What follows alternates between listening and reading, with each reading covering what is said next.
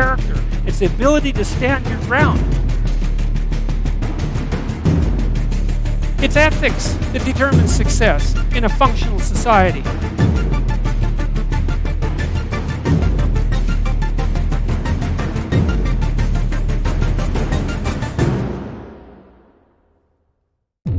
That will work.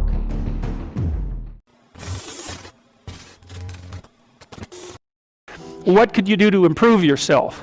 Well, let's step one step backwards. The first question might be, why should you even bother improving yourself? And I think the answer to that is something like, so you don't suffer any more stupidly than you have to.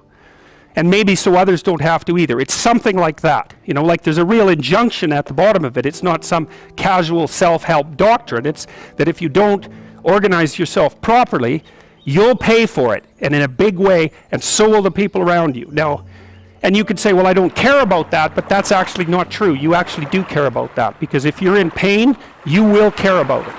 And so you do care about it, even if it's just that negative way, you know. It's very rare that you can find someone who's in excruciating pain who would ever say, well, it would be no better if I was out of this. Sort of pain is one of those things that brings the idea that it would be better if it didn't exist along with it. It's incontrovertible. So you get your act together so that there isn't any more stupid pain around you than necessary. Well, so then the question might be, well, how would you go about getting your act together? And the answer to that, and this is a phenomenological idea too, it's something like, look around for something that bothers you and see if you can fix it. So now you think, well, let's say you go into you can do this in a room. It's quite fun to do it just when you're sitting in a room, like a room, maybe your bedroom. You can sit there and just sort of meditate on it and think, okay, if I wanted to spend 10 minutes making this room better, what would I have to do? And you have to ask yourself that, right? It's not a command, it's like a genuine question. And things will pop out in the room that you know, like there's a stack of papers over there that's kind of bugging you, and you know that maybe little order there would be a good thing, and you know you haven't, there's some rubbish behind your computer monitor that you haven't attended to for like 6 months, and the room would be slightly better if it was a little less dusty and the cables weren't all tangled up the same way. And like if you allow yourself just to consider the expanse in which you exist at that moment, there'll be all sorts of things that'll pop out in it that you could just fix. And you know, I might say, well, if you were coming to see me for psychotherapy, the easiest thing for us to do first would just be to get you to organize your room. You think, well, is that psychotherapy? And the answer is, well, it depends on how you conceive the limits of your being. And I would say, start where you can start. You know, if something announces itself to you, which is a strange way of thinking about it, as in need of repair, that you could repair, then hey, fix it. You fix 100 things like that, your life will be a lot different. Now, I often tell people too, fix the things you repeat every day, because people tend to think of those as trivial, right? You get up, you brush your teeth, you have your breakfast, you know, you have your routines that you go through every day.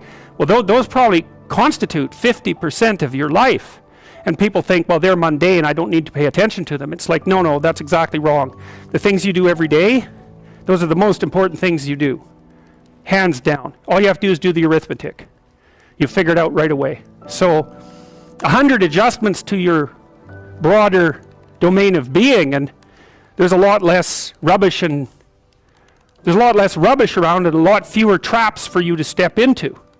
And so that's in keeping with Jung's idea about erasing once you've got your mind and your emotions together, and once you're acting that out, then you can extend what you're willing to consider yourself and start fixing up the things that are part of your broader extent. Now, sometimes you don't know how to do that, so you might say, imagine you're walking down Bloor Street and there's this guy who's like alcoholic and schizophrenic and has been on the streets for 10 years. He sort of stumbles towards you and, you know, incoherently mutters something.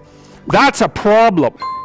And it would be good if you could fix it, but you haven't got a clue about how to fix that. You just walk around that and go find something that you could fix, because if you muck about in that, not only is it unlikely that you'll help that person, it's very likely that you'll get hurt yourself. So, you know, just because while you're experiencing things announce themselves as in need of repair doesn't mean that it's you right then and there that should repair them. You have to have some humility. You know, you don't walk up to a helicopter that isn't working and just start tinkering away with it. You have to stay within your domain of competence. But most of the time, if people look at their lives, you know, it's a very interesting thing to do. I like the idea of the room, because you can do that at the drop of a hat. You know, you go back to where you live and sit down and think, okay, I'm going to make this place better for half an hour. What should I do? And you have to ask, and things will just pop up like mad. And it's partly because your mind is a very strange thing. As soon as you give it a name, a genuine aim, it'll reconfigure the world in keeping with that aim. That's actually how you see to begin with. And so if you set it a task, especially, you have to be genuine about it, which is why you have to bring your thoughts and emotions together, and then you have to get them in your body so you're acting consistently. You have to be genuine about the aim, but once you aim, the world will reconfigure itself around that aim, which is very strange. And it's technically true. You know, the best example of that, you have all seen this video where you watch the basketballs being tossed back and forth between members of the white team versus the black team, and while you're doing that, a gorilla walks up into the middle of the video and you don't see it. It's like, you know, if you thought about that experiment for about 5 years, that would be about the right amount of time to spend thinking about it. Because what it shows you is that you see what you aim at.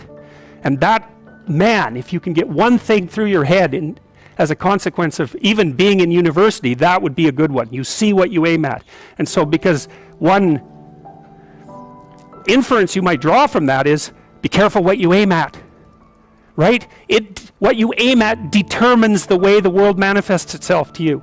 And so if the world is manifesting itself in a very negative way, one thing to ask is, are you aiming at the right thing? Now, you know, I'm not trying to reduce everybody's problems to an improper aim. People get cut off at the knees for all sorts of reasons. You know, they get sick, they have accidents. There's a random element to being, that's for sure. And so you don't want to take anything, even that particular phrase, too far. You want to bind it with the fact that random things do happen to people. But it's still a great thing to ask.